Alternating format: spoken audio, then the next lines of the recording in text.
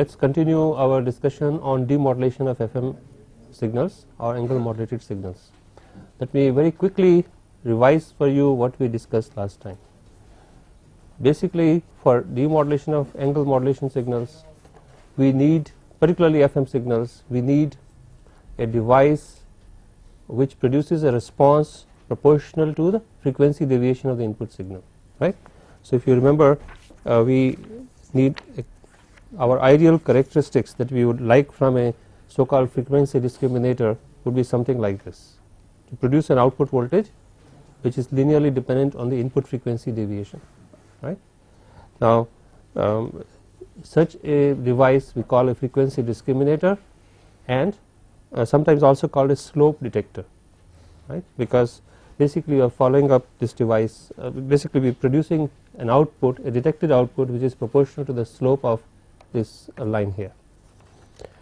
Now, an approximate realization of this we said could be done by having a differentiator. I am just quickly reviewing what we did last time, a differentiator followed by an envelope detector, right, and we discussed how this would approximately produce what we want, or in fact more or less what we want.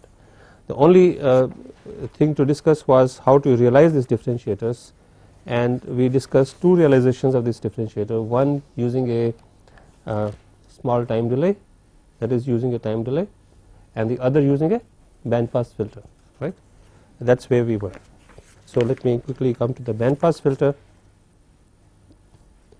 You can use a band pass filter which produces a frequency sensitive response around the carrier frequency by choosing the center frequency of this band pass filter to be away from the actual carrier frequency. So, we call it staggered tuning, right. That is the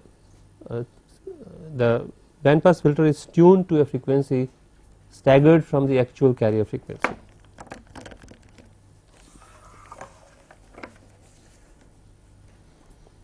The only difficulty with this approach is the linear range, the linear frequency sensitivity that we desire from such a filter is rather small, and the second difficulty is it does not produce a zero response at the carrier frequency f sub c, which is what we would like to have. And as to take care of these things, we suggested an alternative which is what we are going to discuss now in slightly more detail, and that is use two band pass filters, each of which is tuned to a frequency away from the carrier frequency of interest, right. One is tuned to a frequency larger than the carrier frequency, the other is tuned to a frequency smaller than the carrier frequency, and the envelope detectors following this will produce an output which is proportional to the output of these filters, right. So, this magnitude response that I have plotted here is also in some sense a representation of the magnitude of the voltage that will be produced at the output of the envelope detector, right. So, if you have an FM signal at the input which varies in frequency along this axis as a function of time, the output voltage, the output of the envelope detector will vary in accordance with this curve, right, because the response of the circuit will be in accordance with this curve. Incidentally, when I am making this statement, there is a slight approximation involved in this statement. I do not know whether you appreciate that fact or not, but I will come back to this point in a minute. Similarly, this other tuned circuit will produce an output voltage proportional to this curve, right. Now, what is the approximation involved here? Approximation involved here is as follows. Your input signal is we are really not doing what is called a steady state analysis. We are not really making a steady state argument here. When you talk about the output of a circuit as given by the input spectrum multiplied by the transfer function, that is a steady state statement, right, as distinct from a transient behavior. But here we are slightly we are working actually in the transient domain. If you really think about it, is our input signal is constantly varying in frequency, and we are saying that the output will be proportional to whatever is the corresponding magnitude at that time. Really speaking, your input is constantly changing, so it is never in a steady state in that sense, right. So, here is a slight approximation in the argument that we are giving here, but this is usually valid for the case of FM signals. So, because the variations are slow enough and we can assume that the steady state accrues, steady state is approximation is valid. So, as the input signal frequency varies, the output of this circuit will vary in accordance with this curve, right. So, please think about this point that I am making. This kind of analysis is called quasi steady state analysis.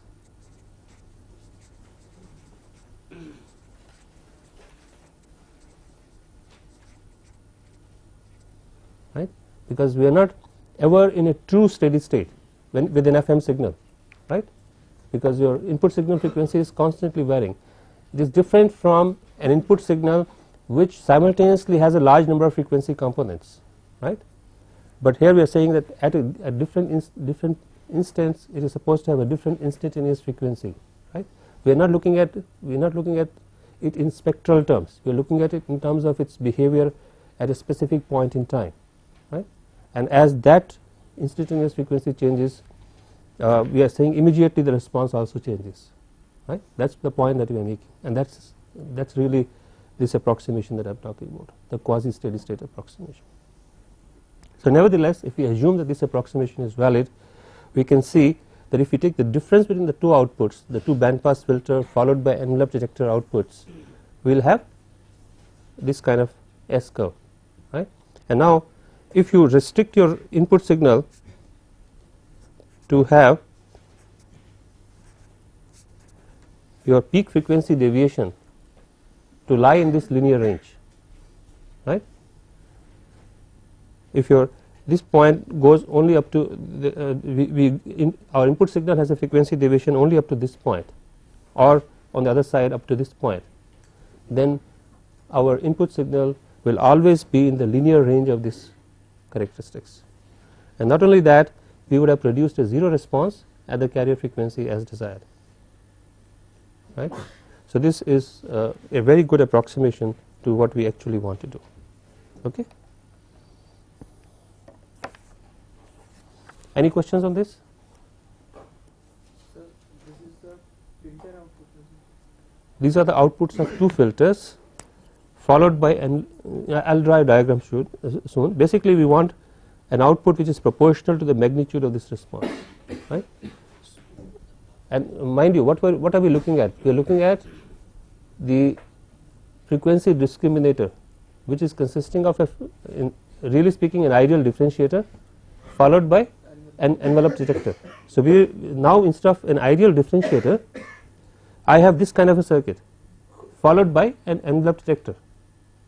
So, what will the envelope detector produce? It will produce an output whose magnitude envelope whose magnitude is proportional to this, right. And suppose the input signal frequency is this much, the output of the band pass filter will have a band pass modulated signal whose amplitude is this much, right, and the envelope detector will simply be producing an output proportional to the instantaneous amplitude. The modulation will go, right. So, basically that is what we are talking about. We look at the circuit just now. Basically, that differentiator followed by envelope detector is being replaced with two filters of this kind, each followed by a corresponding envelope detector, and the outputs of these two are subtracted from each other. So, basically the system that we are depicting here is something like this. You have a band pass filter 1, right, corresponding to H1F. So, the band pass filter 1 corresponds to this H1F, right. This is followed by envelope detector 1. Similarly, you have a band pass filter 2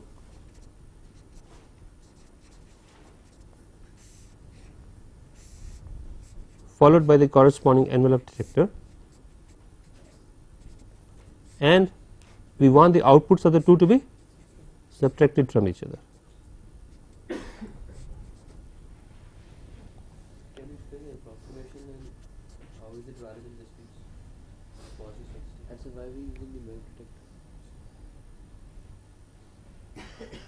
Why are we using the I'll take the second question first. Why are we using the envelope detector, right? What was it that we were trying to do? We are trying to convert our input FM signal into an AM signal, right?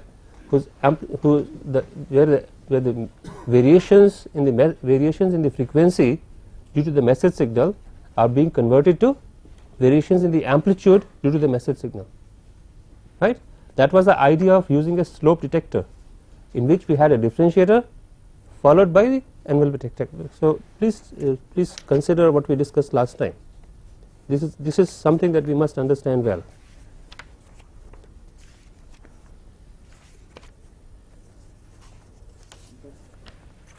Right? Here was your differentiator, right? And this is what it was doing. It was converting this FM signal or angle modulated signal into an amplitude modulated signal, right? The only thing is we are replacing this we are trying to realize this differentiator by different means. Let me complete the answer. This differentiator, which was supposed to have an ideal frequency response of j omega, right, is being approximated or being approximately realized by a combination of band pass filters. Basically, I am replacing this differentiator, right, or replacing this kind of a circuit with another equivalent circuit which will do the same thing. Okay, how is it doing the same thing? Basically, what we want is an output. We are not interested in this part, right? This is the carrier containing the same old modulation. We are not interested in this part. We are only interested in the instantaneous amplitude. So what will this band pass filter do?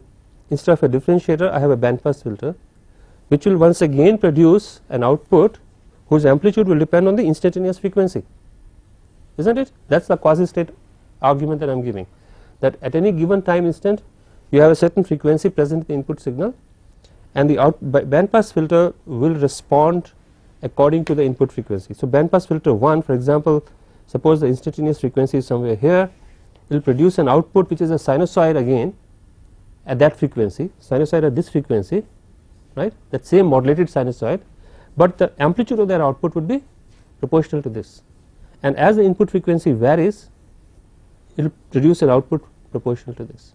But all the time we are talking about the amplitude, right, that this signal is always still present, the carrier is always still there. The amplitude of the carrier at the output of the band pass filter is varying in accordance with the filter response, right, and now we want to remove this carrier itself. How do we remove the carrier? Through the envelope detector, right? That is the basic idea. So I hope it answers both your question as well as your question. Quasi steady state argument is being invoked because we are assuming that as the input signal varies in frequency, instantaneously the output magnitude changes in accordance with the response of this filter, right. That is a quasi steady state approximation that I have talked about, right. So these are the two arguments that we need to understand. So hopefully you appreciate that we can realize these characteristics through a combination of two band pass filters, each followed by a corresponding envelope detector, because then we will get an output which is proportional to this in the first filter, in the first branch, proportional to this in the second branch, right, and when we subtract the two outputs, we will get an output voltage. So let me use a black pen here. Think of this as output voltage, which is proportional to which is given by these characteristics versus input frequency or frequency deviation, or I think best thing is to call it instantaneous frequency of at the input. So is this the impulse response of the? No, it is nowhere near the impulse response. How did this question come to your mind? No, sir, I was just saying that that H1f and H2f are just they are the transfer functions of the two band pass filters, right? Yes, sir. They are the frequency domain characterizations of the two band pass filters. Yes, sir. That is, if you feed sinusoids at different frequencies, how the response varies. So sir, we are just subtracting these two. So the So the frequency response of the entire system becomes something like this. I think some of you have probably not understood what I am trying to say. So So why can't we first subtract the outputs of the two filters and then pass it through a single inverter? no, that's a different question. Let's try to understand what we are doing, whether it is doing the job that we want it to do or not. As to why we can't do many other things is something that I think at this point it is difficult to explain, because there will be many such possibilities which we need to see why they will not work, right? That will not work. What we want is an output proportional to the instantaneous frequency. What we are getting from the top system, if please try to understand whether this point is clear. What we are getting from the top system, the top branch here, if you look at this output, right, the input to this envelope detector is an amplitude modulated signal. However, the amplitude of this is proportional to the input signal MT only if MT lies in a certain range. Otherwise, there is amplitude modulation, but there is nonlinear modulation, right?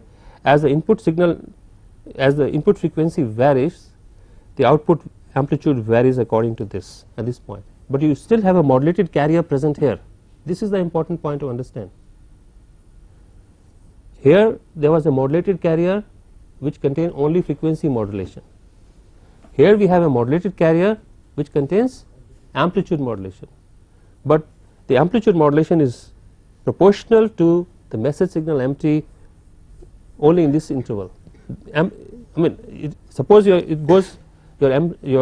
input frequency varies beyond this, it will contain some kind of a nonlinear amplitude modulation, right? That is why we do not want to go beyond this. That is why we want to make sure that your input signal frequency lies in this region, right? That means you make sure that your peak frequency deviation is less than f1 minus fc on this side and fc minus f2 on the other side, right? But the important point is you get an amplitude modulated signal here, and all you want to do is detect the amplitude of this output. You have a modulated carrier, you want to get an output proportional to the instantaneous amplitude of the carrier. So what should you do? Use an envelope detector, that is all, envelope demodulator. Similarly here, and you subtract the two, you get what you want. If you appreciate this, other questions will disappear, right? So this is a thing to really appreciate. Think about it. I think it will be clear if you really think a little more about it yourself. But if you have some specific question at this point, I am ready to stop for a couple of seconds and see what those doubts and questions are. So like if MT is 2 delta f is the transmission bandwidth of the signal. 2 delta f is approximately the bandwidth. Remember the Carson's formula is Beta tends to 2 delta f plus twice of f. So approximately this is correct. Approximately this is also proportional to the bandwidth, but our argument here is not based on the bandwidth of the FM signal. Our argument is based on the peak instantaneous frequency deviation, right? So but if FM is passing through a single DC filter, then the problem of linear range being small will be the same, because the signal is passing through the same one filter only. Yes. I didn't get that point. Can you Sir, explain that again? Like the drawback of the initial HF filter was that the linear range was small. So even at this point, Oh yes, yes. Each individual filter gives you a small linear range, right? so the problem is But you just look at this is precisely why we are doing all this. It is because that each individual filter has a small linear range. I am using 2 stagger tune filters, and the difference output produces a characteristic like this. So the range of this is, let us say, somewhere here. The range of this is somewhere here, right? But together their range becomes this, right? So if I choose my frequencies f1 and f2 in accordance with my delta f, I have done my job. I have increased my linear range. Suppose I have a certain peak frequency deviation to work with, let us say 75 kilohertz, right. So what should I do? How should I design these two filters? I should choose the center frequency of F1 to be 75 kilohertz away from FC. Similarly, F2 I should select 75 kilohertz away from FC on the other side. So if I choose the frequencies F1 and F2 to take care of the peak frequency deviation that I will have on either side of FC, I would have got the linear range that I need. That means that some frequencies are passing through band filter 1 and some frequencies are passing through. No, all the frequencies are passing through both the filters, but they are producing nonlinear amplitude responses, right.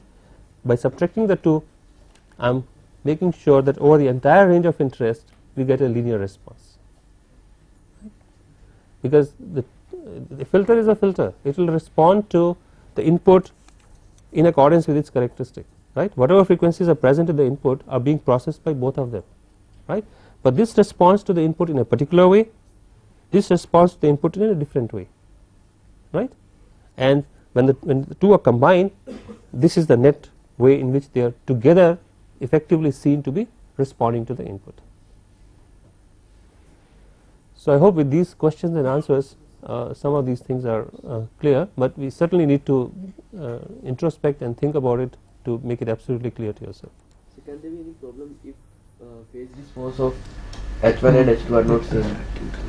Actually, phase response is of no consequence here, because we are only looking at the amplitude of the output, right. That is precisely what we are doing. We are only looking at the amplitude of the output. We are only looking at how the instantaneous amplitude varies as a function of time as the input signal amplitude changes. We would like the output signal amplitude to vary with the input modulating signal amplitude linearly. That is what we want. So first we converted the amplitude variations to frequency variations. That is what frequency modulation is all about. And now through the artifice of these two band pass filters, I am converting those frequency variations back to amplitude variations, and then detecting the amplitude variations through the envelope demodulator. Okay? Think about it. We will look at the mathematics of it also very soon, but first I want you to get the physics of it. Okay. Now, how do we realize this in practice? Well, we can realize it exactly the way I have shown it, and finally if you realize it like this, what you like to do is to have some kind of a circuit which takes a difference between the two output amplitudes. And how can we do that? We can use a difference amplifier or something like that, right. But the techniques for combining the ED outputs, envelope detector outputs,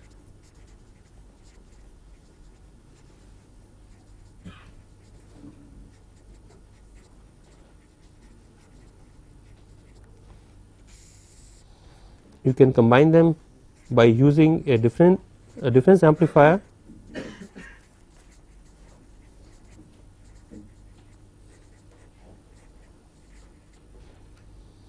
but there is a more popular passive alternative, a passive circuit which will realize this in one go and not need a difference amplifier. I like to just draw that very quickly.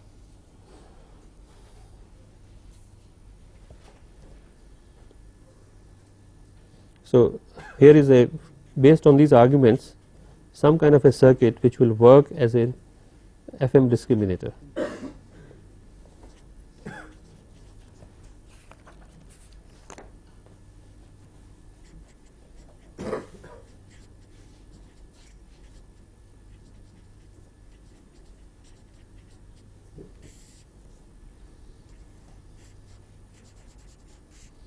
The input modulating signal is coming in, and through a suitable center tap RF transformer it is fed to two circuits which are operating in parallel. Each of them has a band pass filter which I am representing it approximately by a parallel LC circuit, right. This can be more elaborate than a simple parallel LC circuit, but this is the most common way of doing it, and this is followed by an envelope detector, right. So, this is one circuit, and the envelope detector, if you remember, contains a diode followed by an RC circuit in parallel, right. So, at any given time instant, suppose you have a certain signal here, FM signal coming in, it has a positive envelope and a negative envelope. So, at any given time instant, the polarities will be like this, right. So, I have a similar circuit in the, I have a parallel similar circuit in the lower branch and a diode detector also present here, and all I do is simply combine them like this, add the two outputs like this. So, as you can see, the output between these 2 points, that is this point and this center point here, would be proportional to the positive envelope that is coming here, right, and the output between these 2 points will be proportional to the negative envelope that is coming here, right, because at any given time either this diode conducts, this diode will conduct for in the positive half cycles, this diode will conduct in the negative half cycles with respect to the input, right. Of course, it has to be positive half cycle for the diode, but the positive half cycle of this diode will be the negative half cycle of this diode, right. So, this essentially the top circuit will be sensitive to the positive envelope and the bottom circuit will be sensitive to the negative envelope, and if you add the two outputs, effectively you would have subtracted what you wanted to do. You have carried out the subtraction that you really wanted to carry out, because you are adding a positive thing with a corresponding negative thing. Of course, the two envelopes are symmetrical. We are assuming that the two envelopes after the band pass filtering are symmetrical. So, here is the FM signal coming in. Here is at this point, at these 2 points you have the 2 amplitude modulated signals. One AM signal is here and the other AM signal is here, right. This has a positive, and this diode detector is positive to the positive envelope, this diode detector is positive to the negative envelope of the same AM signal, right, because the 2 AM signals are identical, right, and therefore, if you simply add the 2 outputs, you are able to produce. So, if I call this E plus T corresponding to the positive envelope and this as E minus T corresponding to the negative envelope, your Y sub dt, the detected output, would be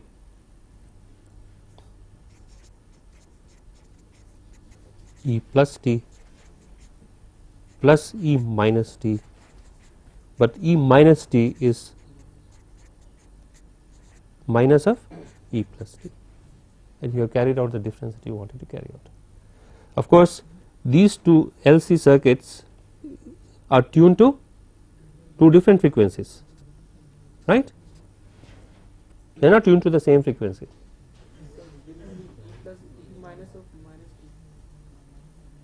What we are saying is E minus T will be the negative of E plus T, right. So, if I add the 2, it is like subtracting the same thing with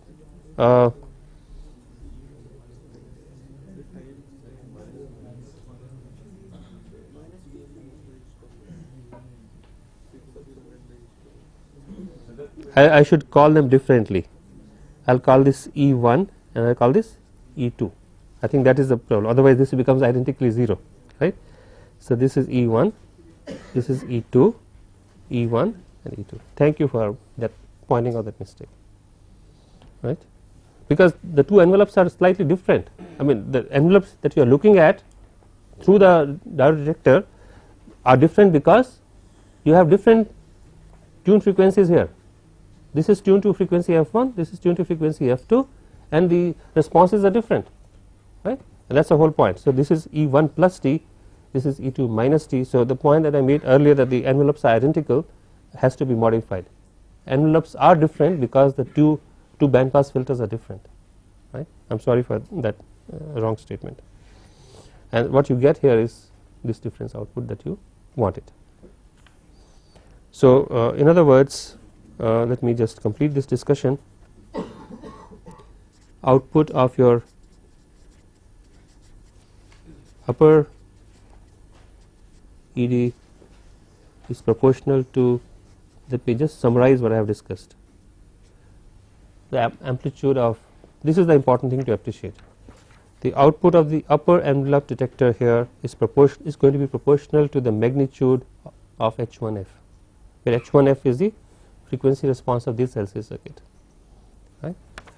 Similarly, output of the lower envelope detector will be proportional to the magnitude of H2F, and your detected output YDT will be proportional to the difference between these two.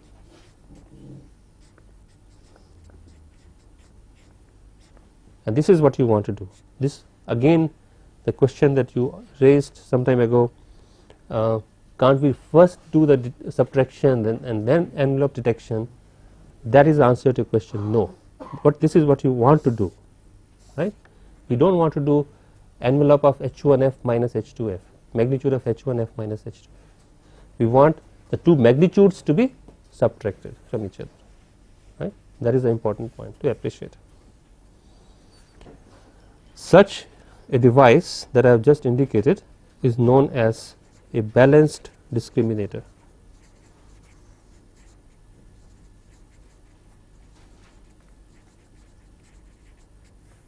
Just like the balanced modulator that we discussed some time ago. So, this is a balanced discriminator, right.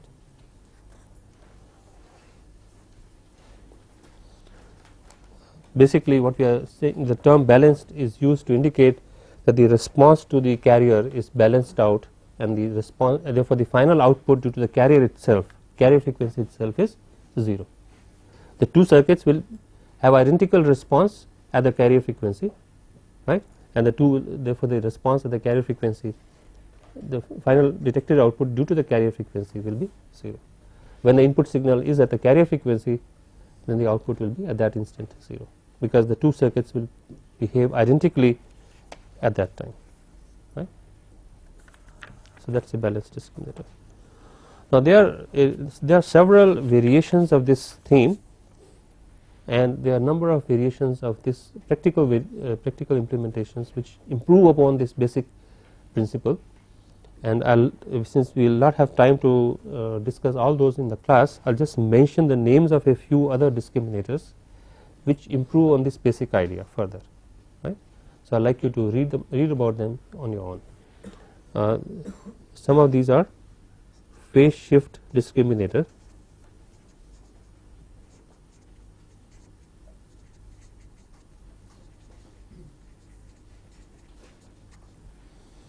then there is a ratio detector,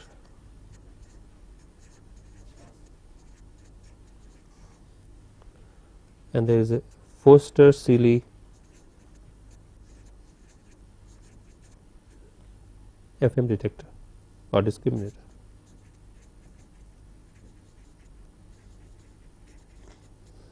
So, I would like you to read more about them on your own.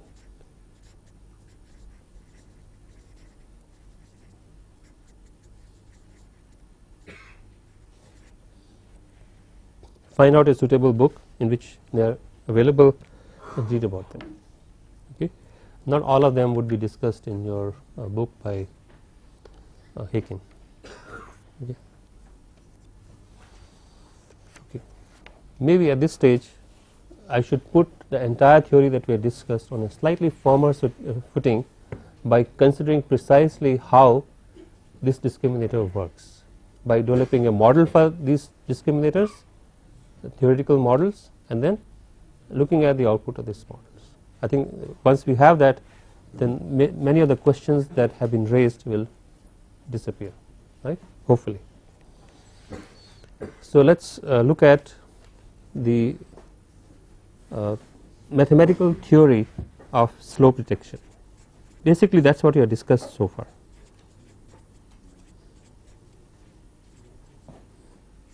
And in developing the mathematical theory, we will work with slightly idealized filters, so to say, right. Basically, to elaborate further as to what I mean by this idealization, in the two band pass filters that we just discussed, we are really using only the linear portion. We are interested in using the linear portion of the two band pass filters, right. So, in a way,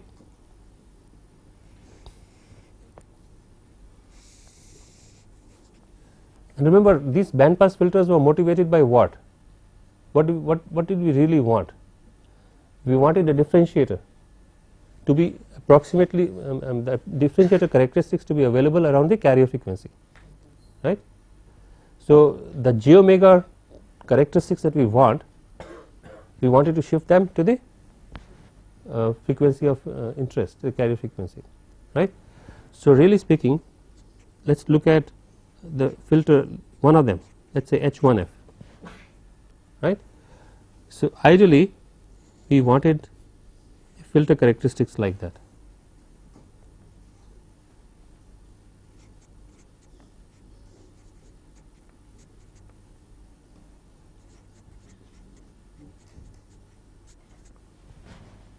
Right, HF, let me call it H1f upon j, right. From a single slope detector, this is the kind of thing I want, and since I am plotting, remember I want a j omega kind of thing here, right, a differentiation, and that is why I am plotting H1f by j, right. So, what will I get on the other side? It will be this, right. So, this goes from minus Fc minus Bt by 2 to minus Fc plus Bt by 2. Here Bt is your transmission bandwidth of the FM signal, right.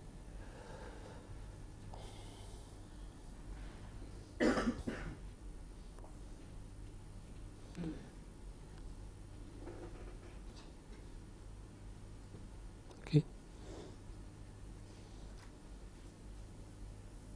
Is there, so this is an idealized filter that would have served my purpose corresponding to one of the two band pass filters. Basically, by using one of the two, any of the two band pass filters, I am trying to realize this kind of a characteristic, right.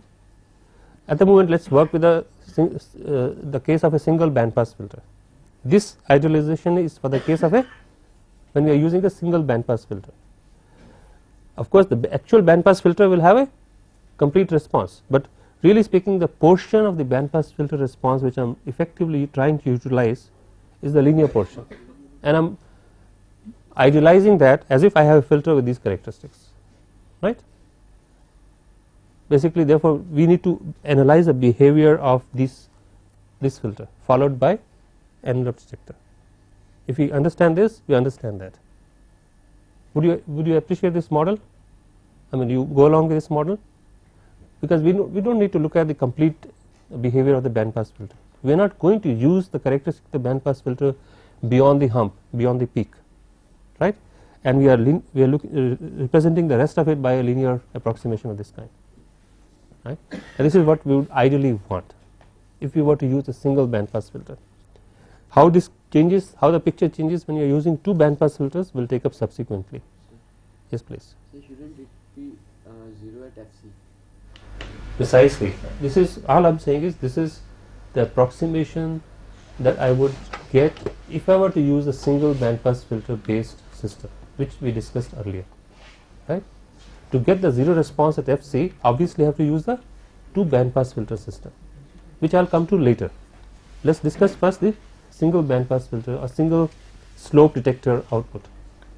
So, you have a single slope demodulator here, right. Okay. Let us represent this, the characteristics of this filter, by its complex envelope. What will be the spectrum of its complex envelope? What will that look like?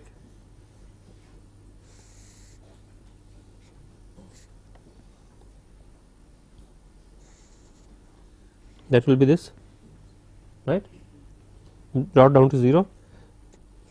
This will be between minus Bt by 2 to plus Bt by 2, B sub t by 2, and let me say the slope here is 2 pi some constant a. Just this is just I have arbitrarily selected this to be into 2 pi to a, where a is a constant, and the slope here would be 4 pi a, right, because the amplitude here will be doubled, right, in this, and you consider the complex envelope. So this is a plot of H1 tilde f upon j, right. I am going to use complex envelope representation of both the FM signal as well as this filter to study the response at the output of this filter. Okay. So suppose I was to mathematically represent this picture,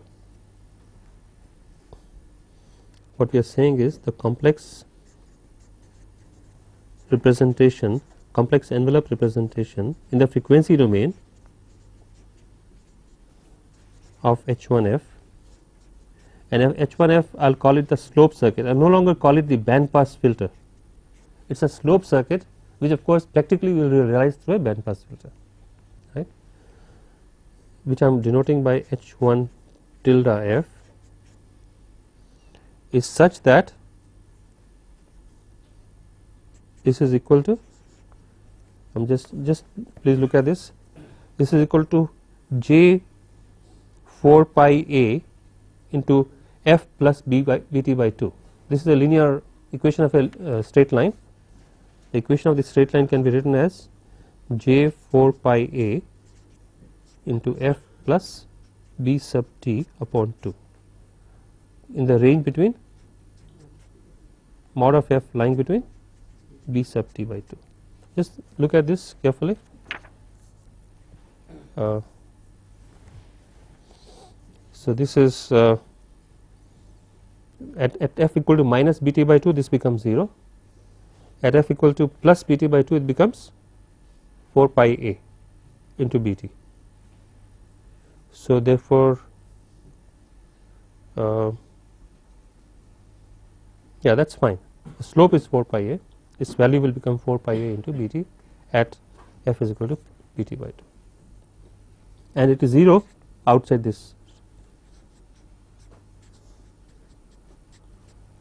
So this is the mathematical representation of the complex envelope of the filter, the slope circuit that I am using. What is the input that you are feeding into it? The input that you are feeding into it is your FM signal, right, and that is a sub c cosine of 2 pi fct plus 2 pi kf. I do not know whether I am being consistent with my earlier notation, but does not matter.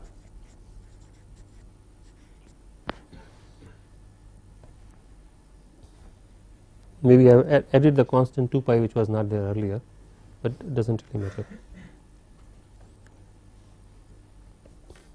What is the complex envelope of this?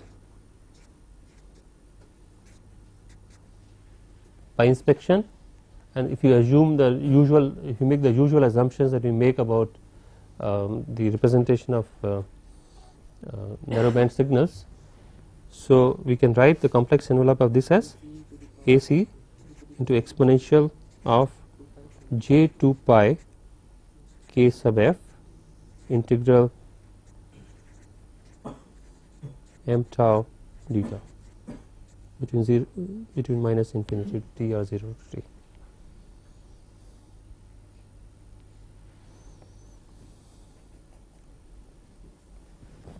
And let us say this has some spectrum S tilde f, right. This is the time domain representation. Let us say its frequency domain representation, its Fourier transform is some function S tilde f. We do not need to find it because we will not need it. We will come back to S tilde t, we will come back to time domain. So to find the output what do we need to do? Multiply this S tilde f with the H1 tilde f, that will give you the complex envelope of the output spectrum, rather the spectrum of the complex envelope of the output, right. So, the output of the slope circuit therefore would be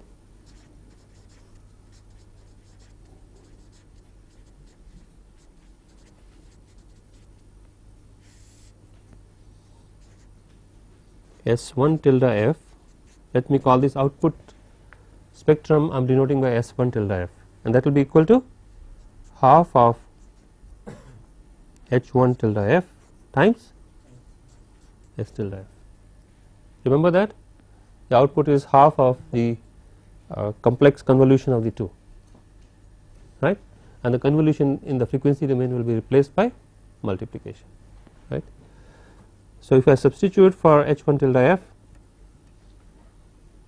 that is given by j, it was 4 pi a, so it will become j 2 pi a into f plus b sub t upon 2 into S tilde f for mod of f lying between b sub t by 2 and will be 0 elsewhere.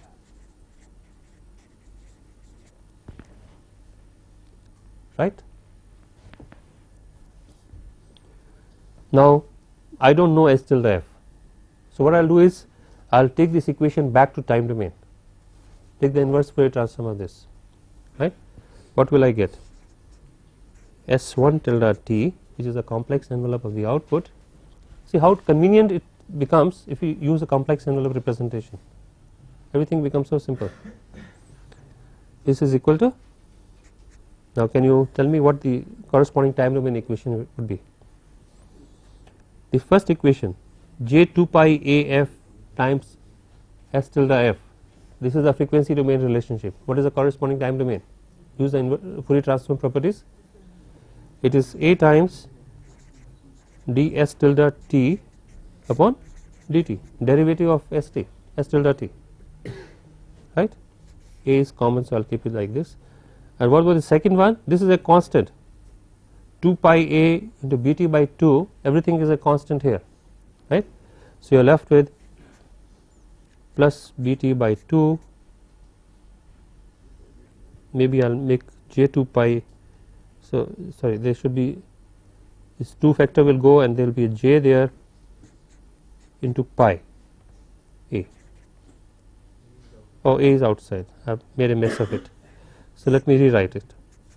This is a times ds tilde t upon dt plus j pi b sub t into S tilde t,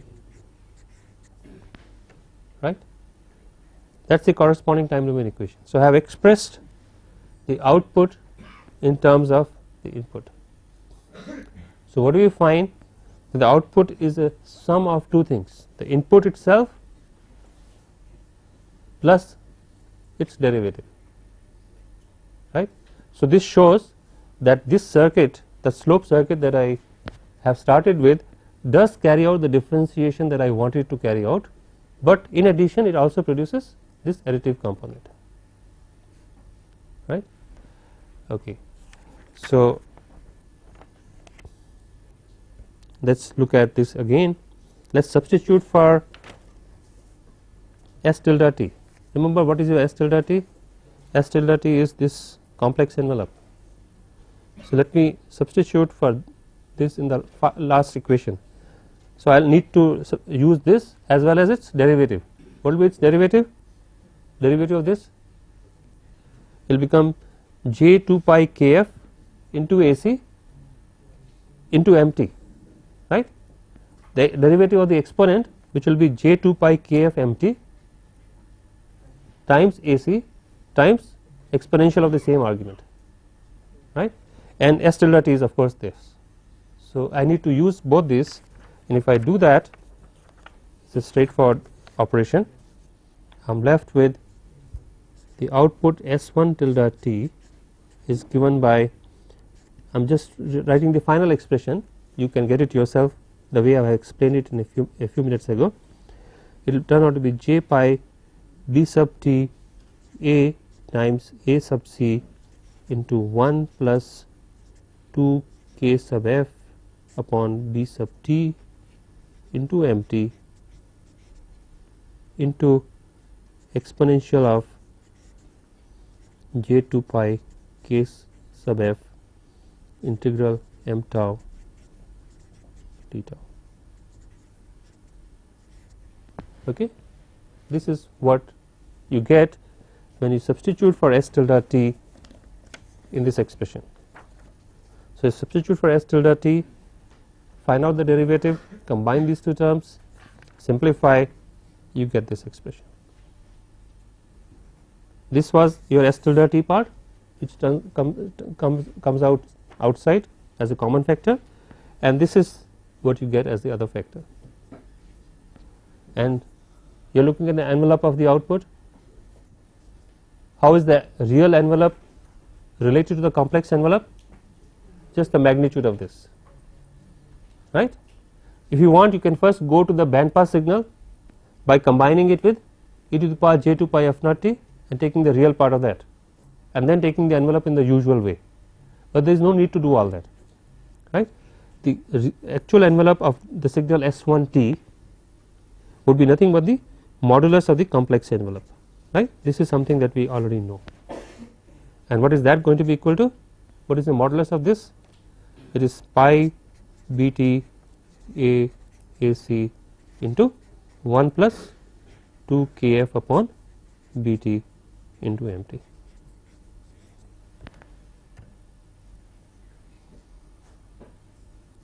Okay. So, that is what you get. You get an output, the envelope of the output is proportional to the message signal plus some DC component, right, same as before that we discussed, right. So, this is the analysis of the single slope circuit based discriminator. We will complete this analysis next time when we also consider the double slope circuit. That just takes a minute. Thank you very much.